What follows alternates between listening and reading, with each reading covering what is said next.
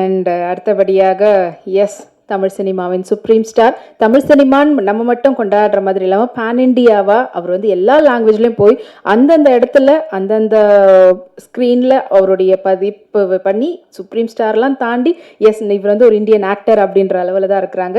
So தொடர்ந்து இன்னும் பல வெற்றி படங்களை கொடுத்துட்ருக்காங்க. இது வரைக்கும் எந்தெந்த கேரக்டர்லாம், அதாவது வில்லனாக பண்ணாலும் தத்ரூபான வில்லனாக இருப்பாங்க, ஹீரோவை பண்ணாலும் சரி, இப்போ அப்பா கேரக்டரில் பண்ணாலும் சரி, இல்லை அதுலேயே வந்து ஒரு சப்போர்ட்டிங் ரோல், எல்லாத்துலேயுமே வந்து வேரியேஷன் தொடர்ந்து கொடுத்துக்கிட்டே இருக்கிறாரு. அண்ட் அதை விட இப்போ இருக்கக்கூடிய ஜென்ரேஷனுக்கு இப்போ வரைக்கும் ஒரு பெரிய இன்ஸ்பிரேஷனாக இருந்துட்டு இருக்கிறீங்க சார், எஸ்பெஷலி ஆன் ஃபிட்னஸ்.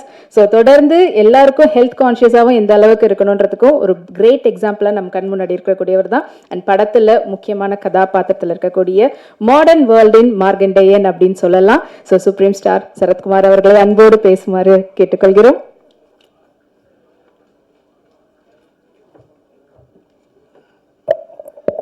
அனைவருக்கும் வணக்கம். காலதாமதத்துக்கு வருந்துகிறேன். ஏன்னா 1:30 மணிக்கு வரேன், 1 மணிக்கு வரேன்னு, இல்லை நீங்கள் 2 மணிக்கு வந்தால் போதும்னு சொன்னாங்க. அதனால் நான் 2 மணிக்கு வரலான்னு சொல்லி கிளம்புனது கொஞ்சம் டிராஃபிக், உண்மையான டிராஃபிக் ஜாமில் நான் மாட்டிக்கிட்டேன். மணி மாதிரி இல்லை, ஏன்னா மணி வந்து மெதுவாக வராரு, வந்து முன்னாடி வர உட்காந்துட்டார். நான் தான் முதல்ல வந்தேன்ன மாதிரி.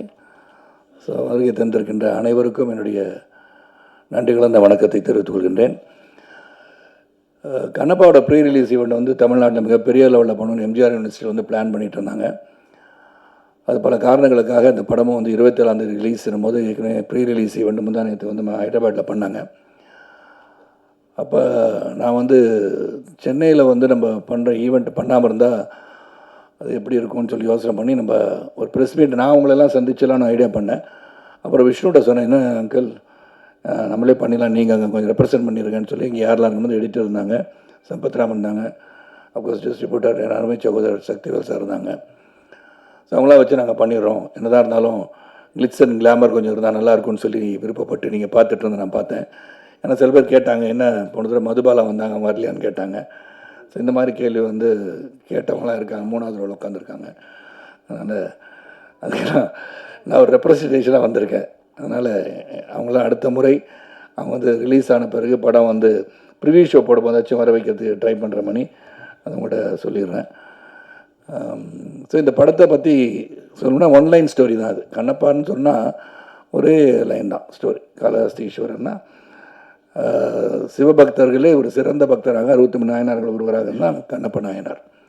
ஏற்கனவே கன்னடத்தில் வந்து ராஜ்குமார் சாரும் அப்புறம் வந்து இந்த ரெபல் ஸ்டார் கிருஷ்ணம் ராஜு சார்லாம் அந்த படம்லாம் கண்ணப்பா தழுவிய கதைகள்லாம் பண்ணிட்டாங்க.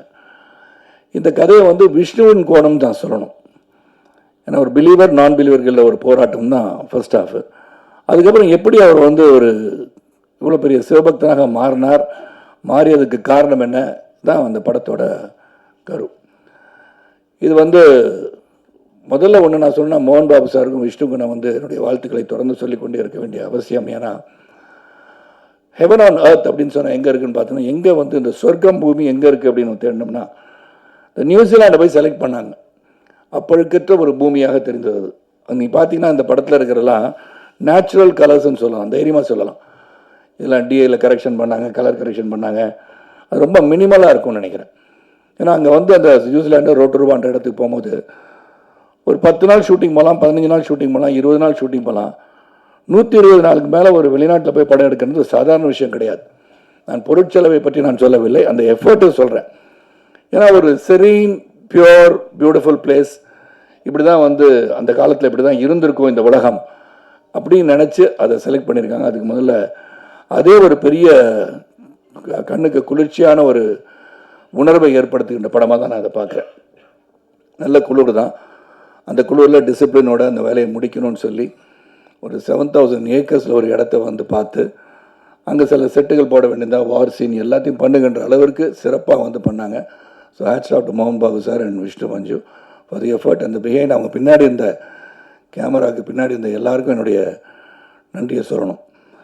இல்லை ஆந்தனி சொன்னது மாதிரி, இப்போ சக்திவேல் சொன்ன மாதிரி சரி, சம்பத்ரான் சொன்ன மாதிரி, இதில் வந்து இந்த போராட்டம் வந்து ஸ்டார்டிங் வித் சின்ன வயசுலேருந்து பார்த்தீங்கன்னா அந்த சிறுவன் கல்லை தூக்கி எறிய இது கல்லுன்னு சொல்லி பராசக்தி போல் வசனங்கள் பேசுகின்ற ஒரு காட்சி அமைப்பெல்லாம் அமைஞ்சிருக்கும்.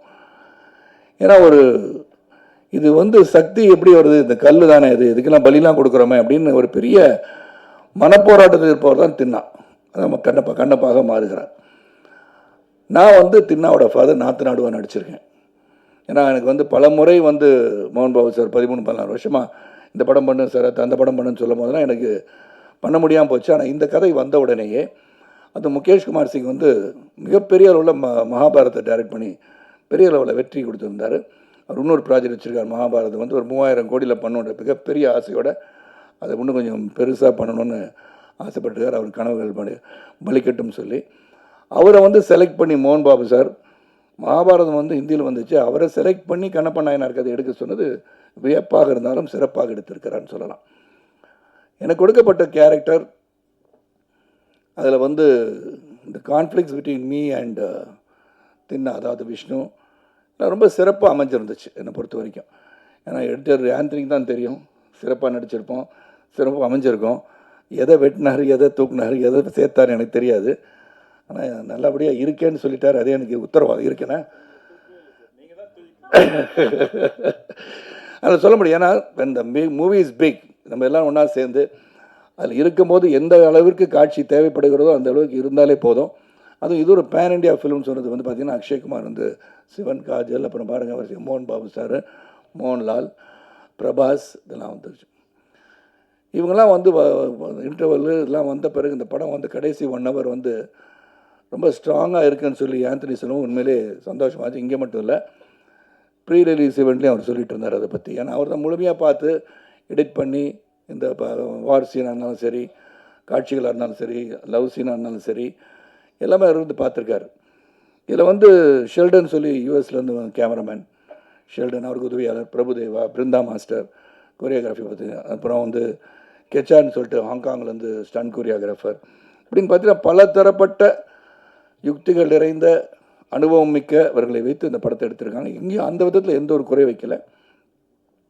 அப்புறம் பார்த்திங்கன்னா எல்லாருமே நல்லா நடிச்சிருக்காங்கன்னு சொல்லணும். ஏன்னா they have given their best. அந்த உழைப்பு வந்து மிக அதிகமாக கொடுக்கப்பட்டிருக்கின்ற படம். அந்த உழைப்புக்கு வெற்றி வரணும்னு சொல்கிறோம். இந்த படம் இப்படி ஓடும், அப்படி ஓடும், இவ்வளோ வசூல் செய்யணும்னு சொல்ல தயாராக இல்லை. ஆனால் இந்த படம் ஒரு சிறந்த படமாக மக்கள் தெரிந்து கொண்டு புரிந்து கொள்ள வேண்டிய ஒரு படமாக இருக்கும்னு நான் நினைக்கிறேன். காரணம் இப்போ வந்து சரித்திரத்தையும் சரி, இதிகாசங்களையும் சரி, நாம் இப்போ இருக்கிற ஜென்ரேஷனுக்கு சில கதைகளை நாம் சொல்ல மறந்து விடுகிறோம்னு நினைக்கிறேன். ஏன்னா அவங்களுக்கு இன்ட்ரெஸ்டிங் இல்லாததை வந்து இன்ட்ரெஸ்ட் கொண்டு வரணும்னா, இப்போ பொன்னியின் செல்வன்ற கதையை வந்து எல்லாரும் வந்து போய் பார்க்கணுன்னு நினைக்கிறதுக்கு அதை வந்து சொல்லிக்கிட்டே இருந்தாங்க. பொன்னியின் செல்வன் கதையை பற்றி எல்டர்ஸ்க்கு தெரிஞ்ச மாதிரி யங்ஸ்டர்ஸ் தெரியாது. அந்த யங்ஸ்டர்ஸை கொண்டு போய் ரீச் பண்ணணும்னு நினச்சி தான் மணிரத்னம் அந்த படம் எடுத்திருப்பார். அதே மாதிரி கண்ணப்ப நாயனார் கதை காளஹஸ்தி ஈஸ்வரருக்கு எல்லோரும் ஒரே லைனில் கதை சொல்லிடலாம்.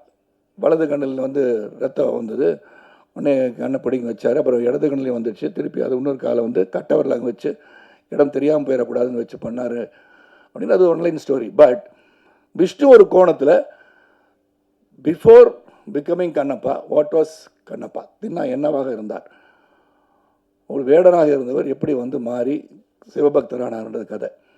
அது ஒரு சின்ன லைனாக இருந்தால் கூட ஒரு ஸ்டோரி, ஒரு இமேஜினரி ஸ்டோரி, பேக் ஸ்டோரின்னு சொல்லலாம். அது வந்து விஷ்ணுவோட கோணத்தில் ரொம்ப நாளாக விஷ்ணு வந்து ஆர்டினரியாக வந்து இது பண்ணல. Is gone into research. பெரிய புராணத்தில் சொல்லப்பட்டது, எங்கெல்லாம் வந்து கண்ணப்பரை பற்றி கண்ணப்பா பற்றி பேசுகிறாங்க அப்படின்னு சொல்லி எடுத்து ஒரு மிகப்பெரிய எஃபர்ட்டோடு எடுத்திருக்காரு. அந்த எஃபர்ட்டுக்கு நிச்சயமாக வெற்றி வரணும்னு நினைக்கிறவனா, அந்த உழைப்புக்கு வெற்றி வருவதற்கு உங்களுடைய அன்பு ஆதரவு இந்த திரைப்படத்துக்கு வேணும். அது மட்டும் இல்லாமல் ஃபோக்லோர் அப்படின்னு இங்கே சவுத்தில் இருக்கிற காளஹஸ்தி சேர்ந்த இந்த கண்ணப்ப நாயனாரை பற்றி நம்ம அகில இந்தியாவுக்கு தெரியணும்னா இந்த கதை நிச்சயமாக அங்கே போய் சேரணும். ரெண்டாவது பக்தி. ஏன்னா உங்களுக்கு 3 மணிக்கு மேலே வேறு ஒரு இதுக்கு வந்துட்டாங்கன்னு நினைக்கிறேன். இந்த பக்தியை பற்றி சொல்லியிருக்காங்க. எவ்வளோ பேருக்கு பக்தி இருக்குன்றது இன்றைக்கி. அந்த பக்தியை வந்து எல்லோரும் வந்து இப்போ ஜோசியிட்ட போனாலும் தெரியும், போன உங்களுக்கு அம்மாவுக்கு டைம் இப்போ சரியில்லைன்னு சொல்லிடுவாங்க. ஏன்னா நீங்கள் அதை போய் பார்ப்போம். போய் கோயிலுக்கு போகிறோம்னு சொன்னால் அடிக்கடி ஒரு தினமும் போய் கோயில் போகிறதோ, தினமும் சாமி கும்பிட்றதோ இல்லாமல் இருக்கலாம். ஆனால் ஒரு துன்பமான நிலையோ, ஒரு கஷ்டமான சூழ்நிலையோ, பிரச்சனையாக இருக்கும், நிச்சயமாக கோயில் போவோம். ஒரு ஜோசியர் போய் பார்த்து என்னங்க என்ன சொல்லுது கட்டம் அப்படின்னு சொல்கிற அளவுக்கு இருப்பாங்க. அதெல்லாம் போய் வந்து ஒரு இறைவன் இருக்கிறான் என்பதை மேலும் மேலும் சொல்லி அதுவும் சிவபக்தி அப்படின்னு சொல்லும்போது அந்த பக்தியை பற்றி ரொம்ப அழகாக இந்த இருக்கிற ஜென்ரேஷனுக்கு இறைவன் omnipotent omnipresence, may it be Jesus, may it be Allah, or may it be Shiva, may it be Murugan, அப்படி இருக்கும்போது கடவுள் என்று ஒருவர் இருக்கிறார் என்பதை நாம் நம் வழக்கப்படி அதை வந்து கடவுளை வந்து நம்ம துதித்து வணங்கி நம்ம செயல்பட்டால் வாழ்க்கை சிறப்பாக இருக்கும் அப்படின்றத சொல்லுகின்ற கடமையாக இருக்குது. பல பேர் பார்த்திங்கன்னா இப்போ காலத்தின் ஓட்டத்தில் பொருளாதார அடிப்பில் உயரும்போது நான் சொன்னேன், இப்போ ப்ரீ ரிலீஸ் ஈவெண்ட்டில் கூட காந்தி யாருன்னு கேட்டாலும் கேட்டுருவாங்க. ஏன்னா now they're so busy making money, economic growth, their growth in life. அவங்கள சொல்லி குற்றம் இல்லை, எல்லாத்தையும் இது தெரிஞ்சுக்கிட்டா என்ன அவசியம், எதை தெரிஞ்சுக்கணும் அதை தெரிஞ்சுக்கணும்னு நினைக்கிறாங்க. ஆனால் ஒரு ரெஸ்பான்சிபிளாக இருந்து இந்த மாதிரி கலை உலகத்தில் இருக்கும்போது கலை மூலமாக ஒரு சினிமா மூலமாக இப்போ வந்து உதாரண சக்தி சொன்ன மாதிரி பொன்னியின் செல்வனை எல்லாரும் பார்க்கணும், இதை வந்து பிரம்மாண்டமாக திரையில் சொல்லும்போது அந்த கதையை போய் பார்க்கின்ற ஆர்வத்தை தூண்டும் போது அதை பற்றி அவர்கள் தெரிந்து கொள்வார்கள். இந்த மாதிரி கண்ணப்ப நாயனாரை பற்றி இந்த திரைப்படத்தை பார்த்த பிறகு ஓஹோ இப்படி ஒரு பக்திமான் இருந்திருக்காரா சிவபக்தவன் அப்படின்னு தெரிகிற அளவுக்கு இந்த படம் இருக்கும். ஆனால் பக்தி என்பது அவரவர்கள் மனதிலே தோன்றுகின்றது தான். அந்த பக்தி பரவசமோடு இருக்க வேண்டும் என்று சொல்கின்ற ஒரு படமாக இது அமையும் சொல்லி இந்த படத்தை உங்களுடைய ஆதரவோடு, மக்கள் ஆதரவோடு இந்த படம் வெற்றியடைய வேண்டும் என்று இறைவனை வேண்டிக் கொள்கின்றேன். அதே சமயத்தில் ஆடியன்ஸ் வந்து எந்த படத்தை பார்த்தாலும் உங்களுடைய வியூ உங்கள் மனசில் வச்சுக்கோங்க. நீங்கள் தியேட்டர் உள்ளே உட்காந்துக்கிட்டு மொபைலில் மச்சான் உள்ளே வந்துடாதரா படம் நல்லா இல்லைன்னு சொல்லிடாதீங்க. ஏன்னா அந்த மாதிரி சொல்கிறனால என்ன ஆகிடுதுன்னா உங்கள் வியூ மே பி டிஃப்ரெண்ட். இங்கே இருக்க சில ஆடியன்ஸ் வந்து பிரபாஸ் இருக்கான்னு படம் பார்க்க வந்திருக்கலாம், சில பேர் மோகன் பாபு இருக்கான்னு படம் பார்க்க வந்திருக்கலாம். ஸோ உங்கள் வியூவில் இந்த படம் வந்து நல்லா இருக்கா நல்லா இல்லையன்றதை அவங்கவுங்க போய் திரையரங்குக்கு போய் ரிலீஸ் ஆகிற எந்த படமாக இருந்தாலும் அவங்க வியூவுக்கு விட்டுட்டிங்கன்னா இந்த திரையுலகம் சிறப்பாக இருக்குன்னு கூறி வரை தந்து அனைவருக்கும் மீண்டும் ஒரு நன்றி கூறி இந்த கண்ணப்பா திரைப்படம் சிறப்பாக வருவதற்கு அந்த தயாரிப்பாளர் மோகன் பாபு, விஷ்ணு, இதில் உழைத்த அனைவருக்கும் என்னுடைய வாழ்த்துக்களை சொல்கிறேன். அதுவும் எடிட்டர் ஆந்தனி பற்றி சொல்லி ஆகணும்.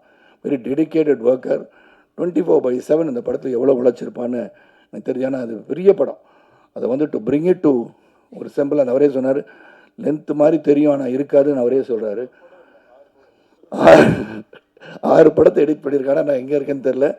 அது இல்லாட்டி எடிட்டர் ஆந்தனி வீட்டிற்கு நான் நிச்சயமாக சென்று அவருடன் காஃபி சாப்பிட்டு வரேன், வேறு ஒன்றும் இல்லை. ஸோ அதனால் நல்ல ஒரு படத்தை, இந்த முயற்சி கடுமையான முயற்சி, அந்த முயற்சிக்கு படம் எடுத்திருக்கோன்னு சொல்லலாம். அந்த முயற்சி வெற்றி பெற உங்களுடைய வாழ்த்துக்களுடன் விடைபெறுகிறேன். நன்றி, வணக்கம்.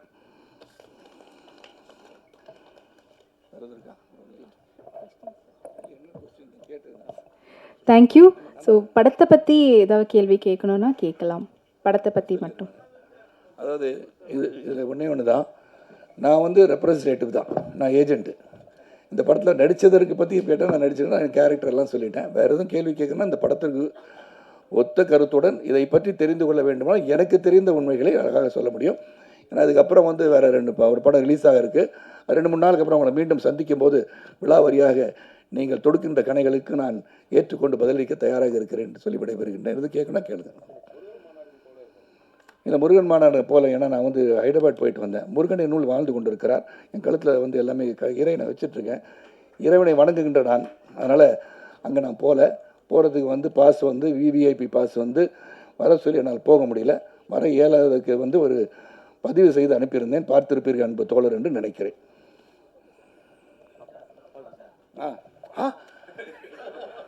அவங்கள தான் தேடிட்டு இருந்தேன் நான்.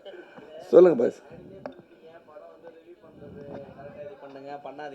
அப்படி சொல்லலைண்ணா, ரிவ்யூ பண்ணாதீன்னு உங்களை சொல்ல முடியுமா பாஸ்? நான் படம் பார்க்க போகிறவங்கள சொல்கிறேன், படம் பார்க்க போகிறேன். நீங்கள் ரிவ்யூ பண்ணுறது வந்து கடமை. நீங்கள் வந்து you're there as a film critic, you want say the truth and truth என்னது நீங்கள் சொல்லலாம். படம் பார்க்க போகிறவங்க கூடமா போயிட்டு உள்ள இந்த வழியை உங்களான்னு சொல்லி நீங்களா சொல்ல போகிறீங்க? நீங்கள் அப்படி சொல்ல போகிறது இல்லையா? நீங்கள் கருத்துக்களை பதிவுகின்ற சேனல் வச்சுருப்பீங்க, இல்லாட்டி ஒரு யூடியூப் சேனல் வச்சுருப்பீங்க, அது வேறு. நான் என்ன சொல்கிறேன், பார்க்குறவங்க வந்து பார்க்கட்டும்னு சொல்கிறேன். ஹெல்த்தியாக இருக்குது, இண்டஸ்ட்ரி ஹெல்த்தியாக இருக்குது. இந்த படத்துக்கு சொல்லலைண்ணா, எந்த படமாக இருந்தாலும் சென்று உங்கள் கருத்துக்களை உங்களுடன் வைத்துக்கொண்டு போய் பார்க்கட்டுமேன்ற, வேற ஒன்றும் இல்லை. பார்க்க முடியாது, அதெல்லாம் ஒன்றும் பண்ண மாட்டாங்கன்னா நான் கேன் ஃபோர்ஸ் எனிபடி. கருத்தை ஒன்று பதிவு பண்ணுறேன் சார். ரொம்ப நன்றி, ரொம்ப ரொம்ப நன்றி. Thank you thank you thank you. நன்றி சார். வந்த நண்பர்கள் அனைவருக்கும் நன்றி. அவா என்டர்டெயின்மெண்ட் 24 ஃப்ரேம் ஃபேக்ட்ரி கண்ணப்பா திரைப்படம் ஜூன் 20